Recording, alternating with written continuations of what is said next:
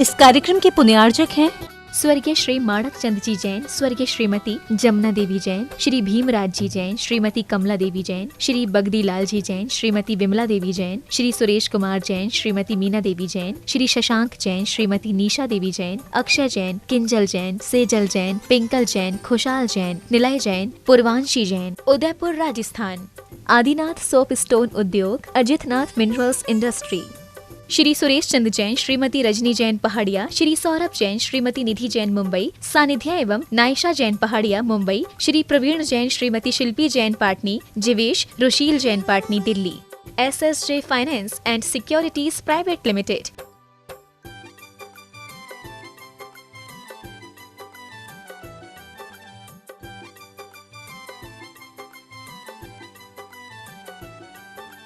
Shri Suresh Kumar Ajmera, Shrimati Vinod Ajmera New Delhi, Shri Nitin Ajmera, Shrimati Shefali Ajmera, Gaurav Ajmera New York USA, Shri Ashish Ajmera, Shrimati Ritu Ajmera, Rahul Ajmera, Sunidhi Ajmera New York USA।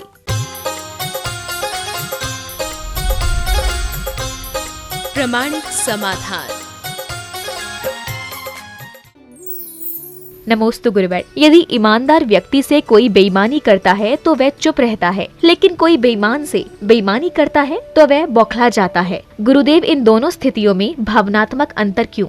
शरीफ आदमी बेईमानी की उम्मीद नहीं करता और फिर भी बेईमानी होती तो चुप हो जाता है, और बेईमान आदमी ईमानदारी की उम्मीद नहीं करता, उम्मीद करता है और उसे बेईमानी मिलती तो बौखला जाता है।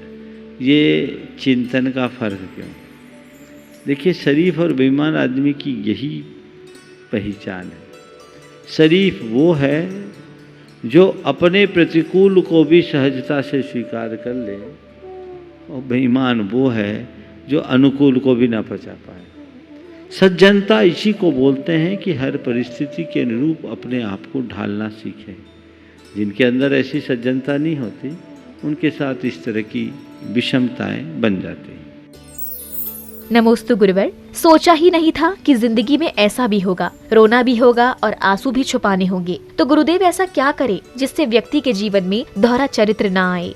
ऐसा दोहरा चरित्र व्यक्ति की ऐसी विषम स्थिति, ये चरित्र नहीं है, ये दोहरी स्थितियां हैं। ना आए उसके लिए क्या करे? विकृतियों से बचो, प्रकृति के साथ तालमेल बनाकर जियो। नमोस्तु गुरुवर। उलझन मुक्त जीवन जीने के लिए वैराग्य के अलावा गृहस्थ जीवन में सुलभ रास्ता क्या है? उलझनपूर्ण जीवन से बचने के लिए वैराग्य के अलावा गृहस्थ जीवन में क्या रास्ता है? एक बार जब गुरुदेव हम लोगों को पढ़ा रहे थे, पपोरा जी की बात है, तो एक प्रकरण आया। हमारी आचार्य श्री से बड़ी वार्ता चल रही थी, प्रश्न प्रति प्रश्न चल रहा था। किसी एक प्रसंग में मैंने कहा, यही तो उलझन है। माने आपस में बातें क्रॉस हो रही थी, हम अपना तर्क दे रहे थे, और उन्होंने कहा ऐसा, बोले यही तो उलझन है। मेरे मुंह से निकला, यही तो उलझन है। गुरुदेव ने एक छोटे से उत्तर में जीवन का रहस्य खोल दिया। उन्होंने कहा कुछ नहीं, समता का सा लगा दो, सुलझन बन जाएगी। समता का सा लगा दो, उलझन में सा लगाओ, सुलझन।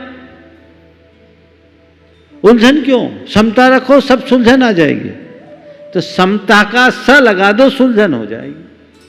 मैं आप सबसे कहता हूं, उलझने खुद मिट जाएगी, आप उलझना छोड़ दो। उलझो मत, सहन करो, थोड़ी सकारात्मकता रखो, समता अपने अंदर की बढ़ाओ।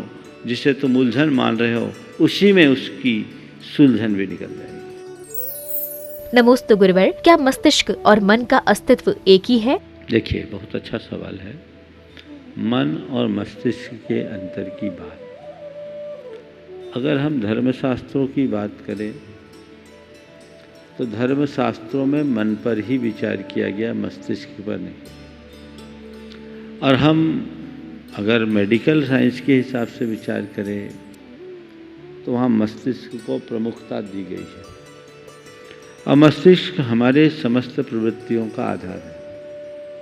पर जब हम साइकोलॉजी वालों से बात करते हैं, साइकोलॉजी के विशेषज्ञों से चर्चा करते हैं, तो ये बात पाते हैं कि मस्तिष्क से ऊपर एक मूड की बात करते हैं।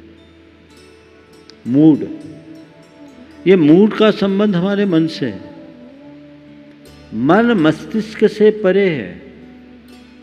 मस्तिष्क का संबंध हमारे न्यूरोट्रांसमिशन से जुड़ा हुआ है, हमारे नर्वस सिस्टम से जुड़ा हुआ है। उसको नियंत्रित और संचालित करने में मस्तिष्क की महत्वपूर्ण भूमिका है। लेकिन इसके साथ मूड का एक अपना स्थान है। मूड अगर हमारा ठीक रहता है तो हमारे मस्तिष्क में सब अच्छे रसायनों का स्राव होता है। मूड अगर ठीक नहीं होता तो हमारे मस्तिष्क में नकारात्मक रसायन प्रकट होते हैं। तो ये मूड एक बड़ी चीज है। धर्म शास्त्रों में इसे ही मन से जोड़ा गया। मूड भी मन का एक प्रकट रूप है। मन हमारे मूड से भी और सूक्ष्म है।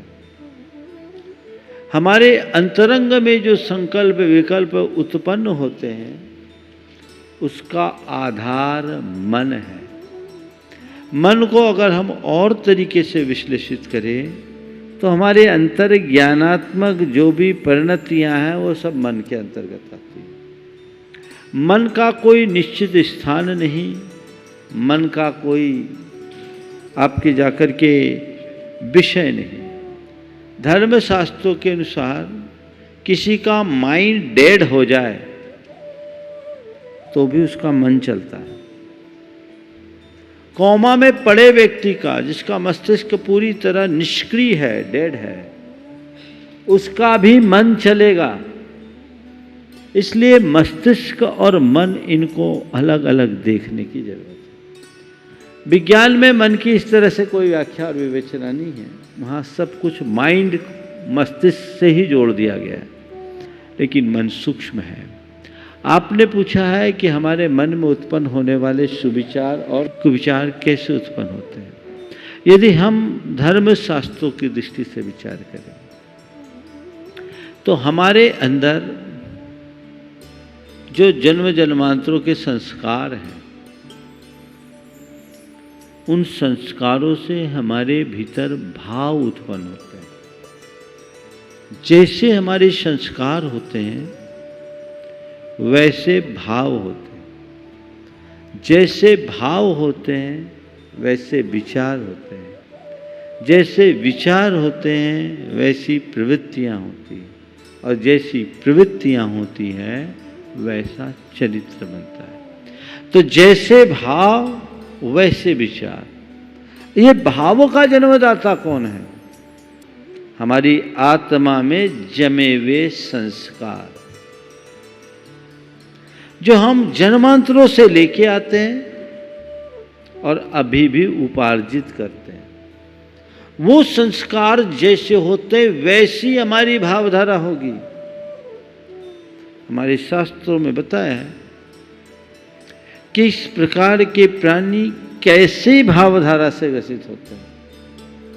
कई स्थूल व्याख्याएं भी इसकी है कि कोई जीव अगर नरक से आता है तो उसकी कैसी भावधारा होती है, कोई जीव स्वर्ग से आता है तो उसकी कैसी भावधारा होती है, कोई मनुष्य से मनुष्य होता है तो उसकी कैसी भावधारा होती है, कोई यदि जानवर से आदमी बनता है तो उसकी कैसी भावधारा होती है।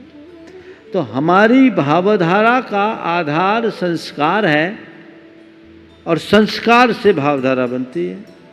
ये संस्कार जन्मांतरों के भी है और वर्तमान के भी है। आधुनिक मनोविज्ञान के हिसाब से अगर विचार करें तो वो हमारा सबकॉन्शियस माइंड है। और सबकॉन्शियस माइंड में हम जो भी अपने चेतन मन के बल पर, अपनी प्रवृत्तियों के बल पर करते हैं, उसके असर उस पर पड़ते हैं। वही हमारे कॉन्शियस माइंड के माध्यम से एक्टिवेट होता है। तो ये जो संस्कार है, संस्कार से भाव जन्मते हैं। जैसे भाव होंगे वैसे विचार होंगे, वैसी सोच होगी। और जैसी हमारी सोच होगी ठीक वैसी प्रवृत्ति, और जैसी प्रवृत्ति वैसा चरित्र, और जैसा चरित्र वैसा जीवन। तो इन सब चीज़ों को वैसा देखना चाहिए। तो हम अपने विचारों को परिष्कृत करना चाहते हैं तो भाव को सुधारें, और भाव को सुधारना चाहते हैं तो संस्कारों को सुधारें, और संस्कारों को सुधारना है तो नित्य भावना योग करें। नमोस्तु गुरुवर। मुनि पार्श्वनाथ पर उपसर्ग किया संबर देव ने, तो फिर नाम कमठ का क्यों आता है? उपसर्ग किया संबर देव ने, नाम हो रहा है कमठ का। आपने बहुत अच्छा तर्क रखा है कि फिर अगर ऐसा ही है तो पार्श्वनाथ को भी मरुभूति से पहचानना चाहिए। लेकिन इसके पीछे मुझे एक विशेष कारण प्रतीत हो रहा है। कारण ये कि बुराई को हमेशा उसकी जड़ से पहचानना चाहिए और अच्छाई को उसके चरम रूप में देखना चाहिए। बुराई को उसके जड़ से पहचानो, अच्छाई के उसके चरम रूप में देखो। पार्श्वनाथ भगवान और इस पूरे के पूरे कमठ के चरित्र को हम पलटते हैं तो उनके बैर की जड़ कमठ से शुरू हुई। ये बुराई है तो जड़ से देखो और जड़ मूल से उखाड़ो। और अच्छाई में मरुभूति ने क्षमा धारण किया, लेकिन हर भाव में उसने उत्कर्ष किया, उसका चरम रूप पार्श्वनाथ। तो हमने एक तरफ पार्श्वनाथ को और एक तरफ कमठ को बिठाया। हमारे शास्त्रों में कमठस्मय धूमकेतु आदि पद भी आते हैं। तो ये चीज़ें हैं, इसको इसी अर्थ में देखना चाहिए। इसमें कुछ गलत भी नहीं है। भूतपूर्व नहीं की अपेक्षा से था तो वो कमठ ही, और आज भी कहते कमठ की तरह लगा हुआ है। वो जीव का संस्कार ऐसा था, बीज उसने ऐसा बोया कि 10 भाव तक वो फलते रहे, एक तरफा बह तो उसकी जड़ ही समाप्त हो जाए। हमें ये लक्ष्य रखना चाहिए। तो ये बुराई है, इसलिए इसको इस तरीके से रखा गया हो। ये मेरा एक विचार है, ऐसा आगम में कहीं लिखा नहीं। नमोस्तु गुरुवर। हमें भगवान का अभिषेक क्यों देखना चाहिए? देखिए, भगवान का अभिषेक प्रभु आराधना का एक महत्वपूर्ण अंग है। अभिषेक और पूजन हर गृहस्थ को अपनी अपनी मर्यादा के अनुरूप करना चाहिए। जो अभिषेक करने योग्य है वह अभिषेक करे, जो अभिषेक करने के योग्य नहीं है वे अभिषेक देखें। क्योंकि भगवान के अभिसंबंध मात्र से, अभिषेक देखने मात्र से हमारे कर्म गलते हैं, भाव विशुद्धि बढ़ती है, हमारे संस्कार उज्जवल होते हैं। इसलिए धार्मिक क्रियाओं में अभिषेक करना और जो करने के अपात्र हैं वे अभिषेक देखने की क्रिया से ही अपने दिन की शुरुआत करें। आपकी माँ आपको बिल्कुल सही सीख दे रही है। ये भाव विशुद्धि का कारण अपने धर्माचार्य की शुरुआत का एक मंगलाचरण है कि आज हमने अभिषेक देखा या अभिषेक किया। तो चूँकि अभी स्थितियाँ विषम है तो आप कम से कम टीवी के माध्यम से या अन्य डिजिटल माध्यम से अभिषेक देखने की क्रिया तो जरूर देखना चाहिए। इससे आपकी धार्मिक भावनाएं और पुष्ट होगी, बलवती होगी। नमोस्तु गुरुवर। क्या हमने कभी आत्मा का अनुभव किया या नहीं, और जब आत्मा का अनुभव होता है तब मन और विचारों की स्थिति क्या होती है? देखिए, दोनों प्रश्न एक दूसरे से जुड़े हुए बहुत अच्छा प्रश्न है। हमने कभी आत्मा का अनुभव किया या नहीं किया? अरे आत्मा अनुभव तो 24 घंटे हो रहा है, इसमें क्या संशय है। लेकिन संसारी प्राणी राग देश से मलिन होने के कारण अपने आप को रागान्वित महसूस करता है, रागी देशी महसूस करता है। आप अपने आप को किस रूप अनुभव कर रहे हैं? रागी देशी मोही, कामी क्रोधी लोभी, सुखी दुखी, रंक राव, अमीर गरीब, बड़ा छोटा, स्त्री पुरुष, बाल वृद्ध, धर्मी अधर्मी।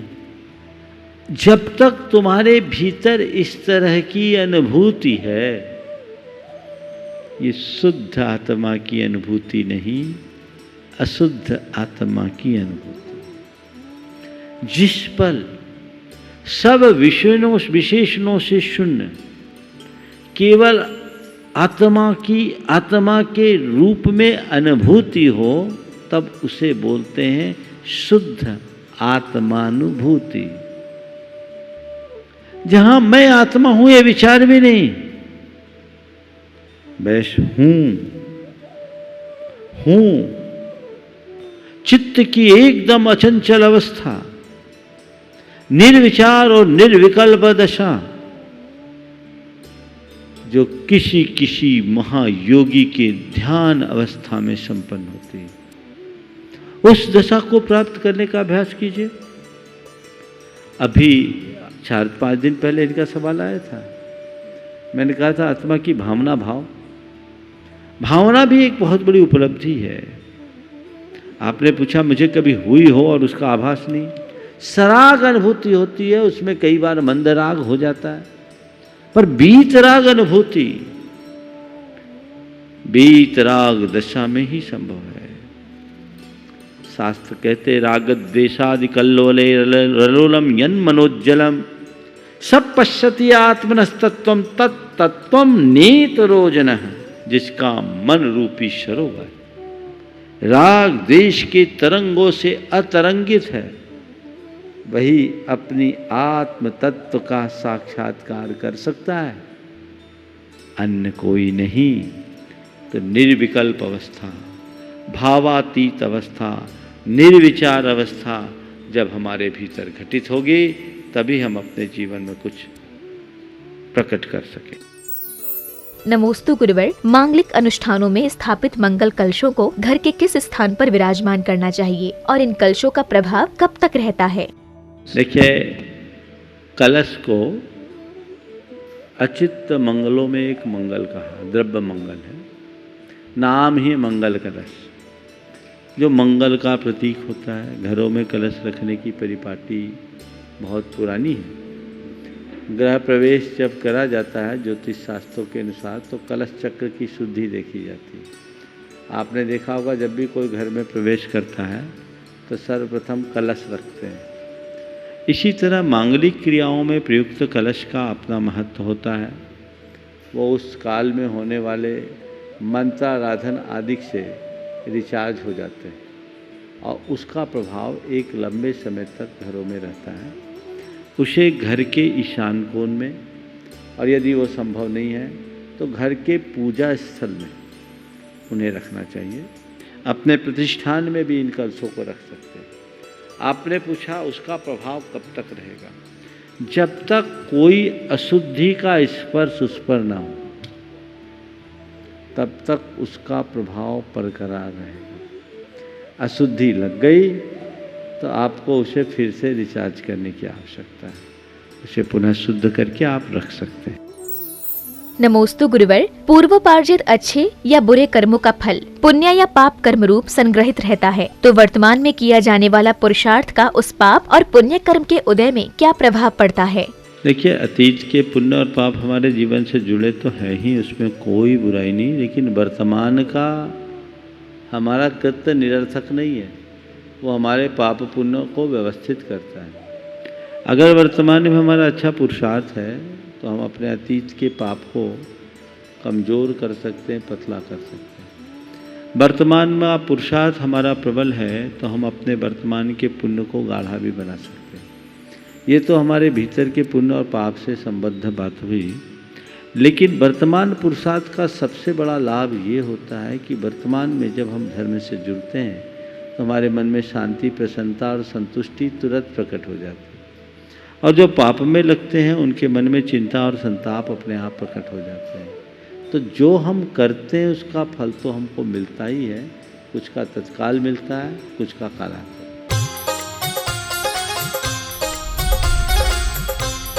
प्रमाणिक समाधान।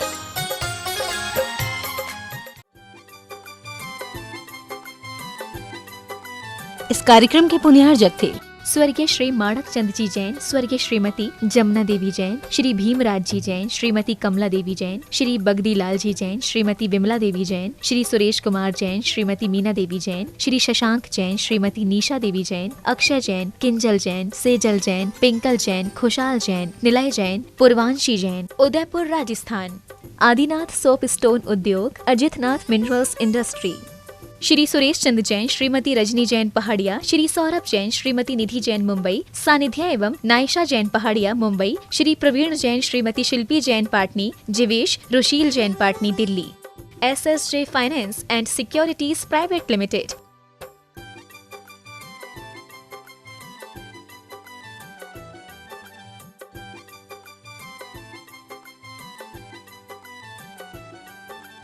Shri Suresh Kumar Ajmera, Shrimati Vinod Ajmera New Delhi, Shri Nitin Ajmera, Shrimati Shefali Ajmera, Gaurav Ajmera New York USA, Shri Ashish Ajmera, Shrimati Ritu Ajmera, Rahul Ajmera, Sunidhi Ajmera New York USA।